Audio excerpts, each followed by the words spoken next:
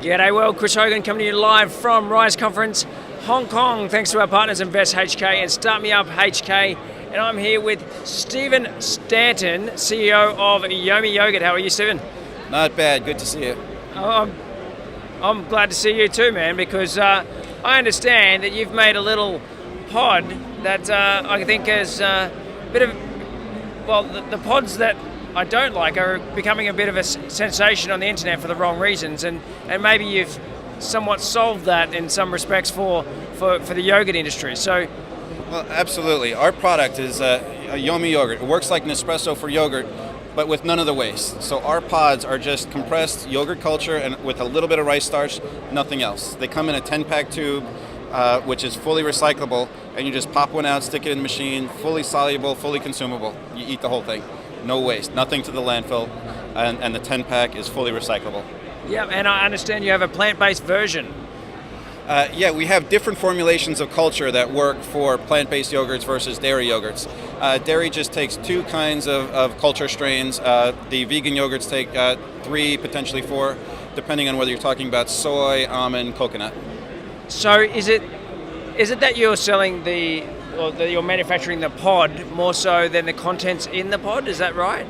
Well, your yogurt is almost entirely your milk. So whatever milk you use, whether it's dairy or plant-based, we're just selling you the culture. So our culture and the particular strains that we use will take your milk and turn it into your yogurt.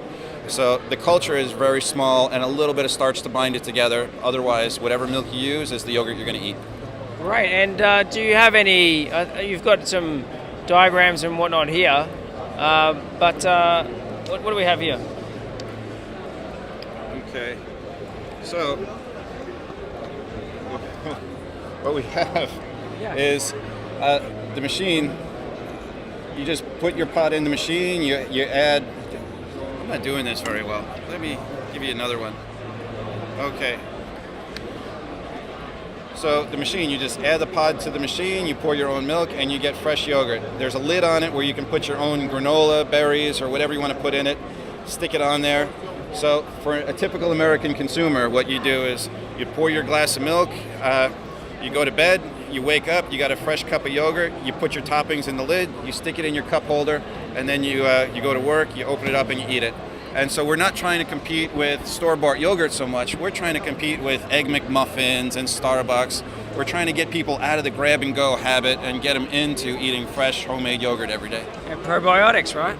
Absolutely. Well, to be probiotic under U.S. law, you have to have 100 million CFUs, colony-forming units per gram. I think it's per gram. And to be probiotic, you have to have 900 million, 9 times as many.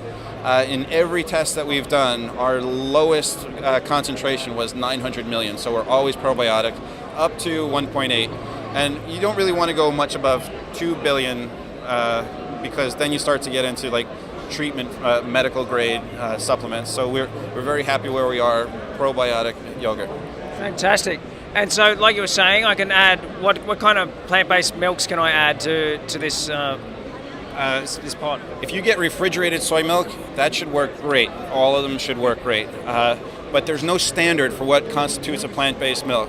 So the rule of thumb is you need a lot of protein and very few ingredients. If you start seeing gums and preservatives in there, it might not work so well. If you start seeing a very low protein count, it might not work so well.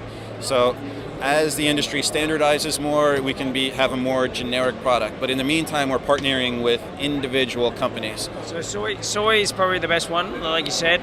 Coconut milk? Coconut milk will work great as long as it's the thick stuff. Yeah. The thick stuff with a high protein count will work great. If you get anything that looks like coconut water, it's just not going to work. And almond milk, probably the hardest one of the 3?